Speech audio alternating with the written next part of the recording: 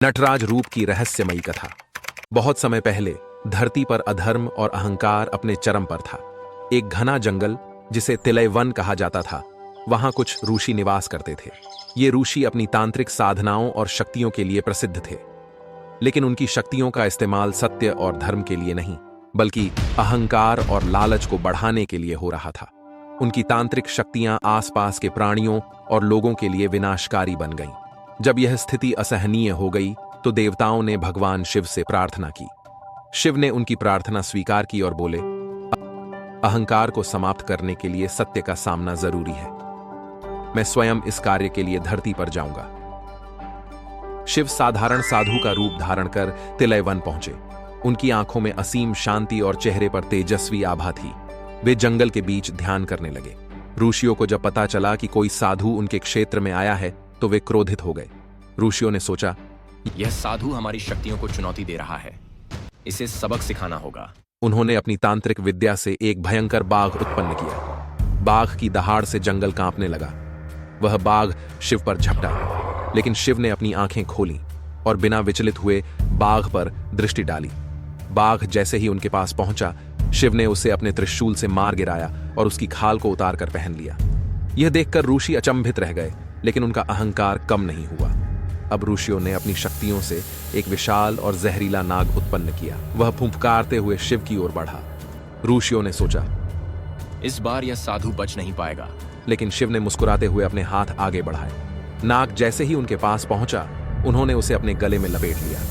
नाग शांत हो गया और शिव के आभूषण का हिस्सा बन गया। ऋषि यह देखकर और भी अधिक क्रोधित हो गए। अपनी हार से तिल मिलाए ऋषियों ने इस बार अपनी सभी तांत्रिक शक्तियों को मिलाकर एक भयंकर राक्षस को उत्पन्न किया। यह राक्षस आग और धुएं से बना था, जिसकी आंखों से बिजली चमक रही थी।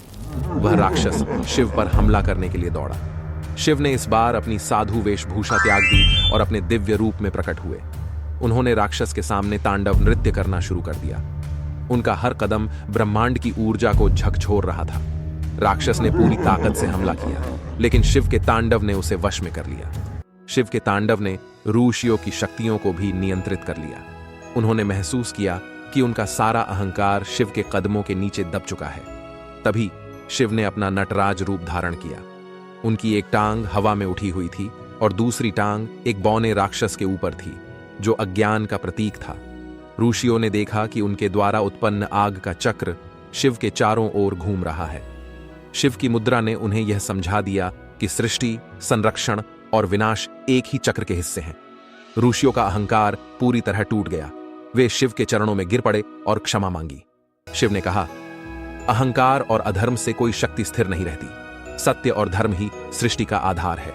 तब से शिव के नटराज रूप को सृष्टि, विनाश और पुनरुत्थान के प्रतीक के रूप में पूजा जाता है। नटराज के हाथ में जो डमरू है वो सृष्टि का आरंभ और ब्रह्मांडीय ध्वनि को दर्शाता है। अग्नि का चक्र सृष्टि, संरक्षण और विनाश का चक्र है। ऊपर उठा दाहिना पैर अज्ञान और बुराई पर विजय दर्शाता है। नीचे रखा बायां पैर अहंकार और अधर्म को दबाने का प्रतीक है। बौना राक्षस अज्ञान और अहंकार का अंत दर्शाता है।